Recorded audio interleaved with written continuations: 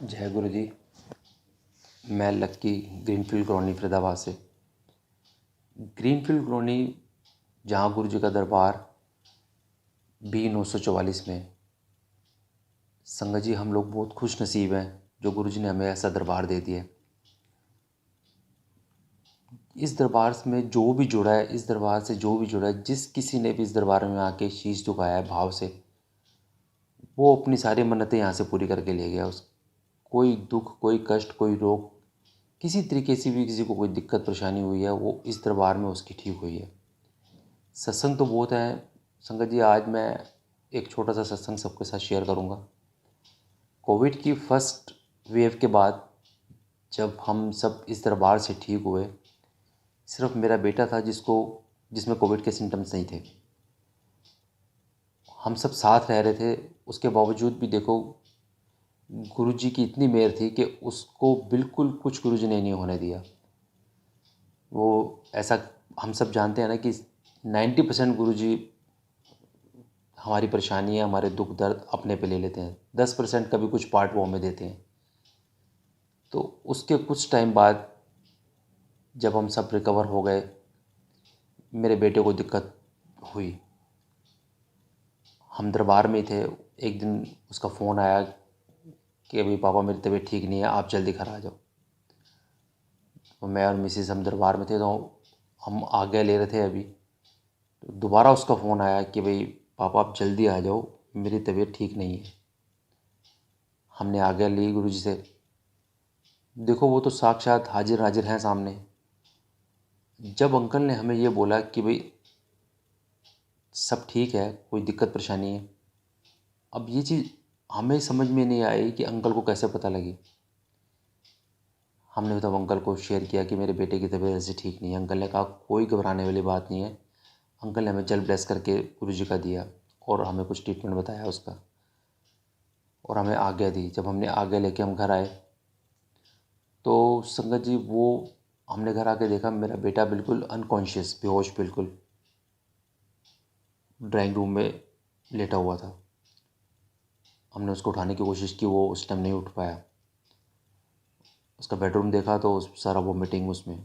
हम बहुत घबरा गए कि ऐसे टाइम पे इसको कहाँ लेके जाएंगे, क्या ट्रीटमेंट करेंगे इसका।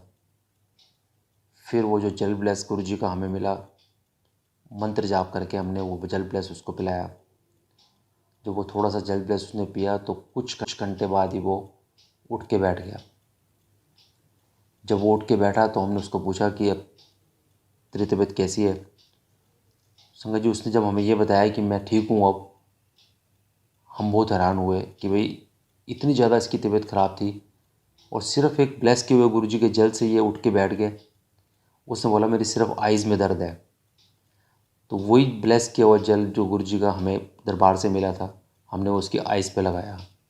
संगत जी आप सबको ये जानकर बड़ी हैरानी होगी कि वही बेटा जिसने इतनी वोमिटिंग की थी, जो सुबह बेहोशी की हालत में लेटा हुआ था, अनकॉन्शियस, जो सुन समझ नहीं पा रहा था, वही लड़का शाम को गुरु जी के उस मंत्र जाप से, गुरु जी के उस ब्लेसिंग से, गुरु जी के उस अमृत से शाम को उसने हमारे साथ बैठ के डिनर किया। वो बिल्कुल ठीक।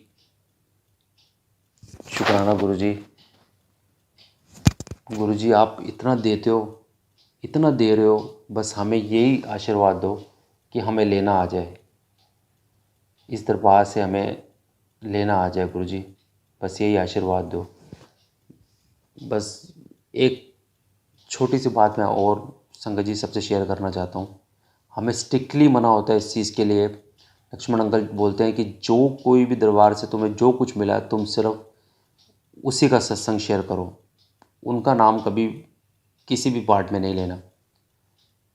लेकिन आज मैं ये बोलना चाहता हूँ कि अगर हमें गुरु जी से कनेक्ट कोई करवा रहा है, अगर हम गुरु जी के साथ कनेक्ट हैं, तो उसमें सिर्फ़ और सिर्फ लक्ष्मण अंकल जी का हाथ है। लक्ष्मण अंकल की गाइड, लक्ष्मण अंकल के बताए हुए रास्ते जो गुरु जी उनको बताते हैं, वो आगे हमें बताते हैं। इसी वजह से हम सब आज ठीक हैं। अंकल आप इतना ख्याल रखते हैं संगत का, इतने पर्सनली भी अंकल सबसे इतना टच में रहते हैं। किसी को कोई दिक्कत, किसी को परेशानी होती है, किसी भी टाइम संगत जी कोई भी किसी भी टाइम उनको फ़ोन कर सकता है। अंकल कभी इरिटेट नहीं होते, कोई अपनी पोजीशन नहीं देखते, थके हुए हैं, सो रहे हैं, रेस्ट कर रहे हैं। अंकल ने आज तक कभी इस चीज़ के लिए किसी को फ़ील नहीं होने दिया। मैंने बहुत देखा है कि अंकल कभी ओकेजनली भी कहीं से आते हैं, उसके बावजूद भी अंकल सुबह जो दरबार लगता है उसमें संगत के लिए बैठे मिलते हैं हमें। मुझे बड़ी हैरानी होती है, कई बार मैं अंकल से पूछता भी हूँ, अंकल आप कैसे मैनेज करते हो?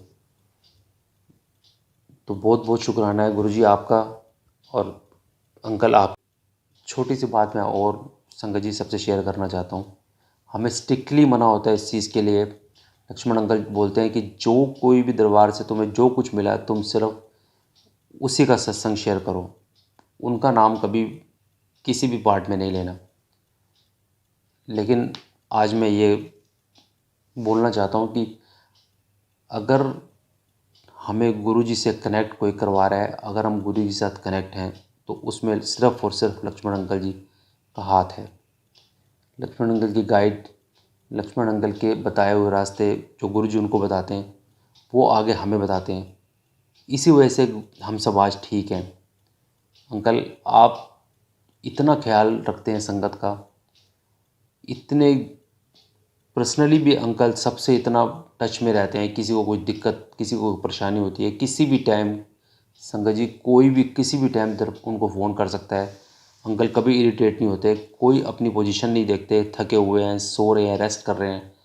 अंकल ने आज तक कभी इस चीज़ के लिए किसी को फ़ील नहीं होने दिया। मैंने बहुत देखा है कि अंकल कभी ओकेजनली भी कहीं से आते हैं, उसके बावजूद भी अंकल सुबह जो दरबार लगता है उसमें संगत के लिए बैठे मिलते हैं हमें। मुझे बड़ी हैरानी होती है, कई बार मैं अंकल से पूछता भी हूँ, अंकल आप कैसे मैनेज करते हो? तो बहुत बहुत शुक्राना है गुरुजी आपका और अंकल आपका। बस इसी तरह आप सबको गुरुजी से कनेक्ट करके रखो, एक परिवार हमारा सब बना के रखो, सबको गुरुजी से ब्लेस कराओ। शुक्राना Guruji. Thank you Lakshman uncle. जय गुरुजी।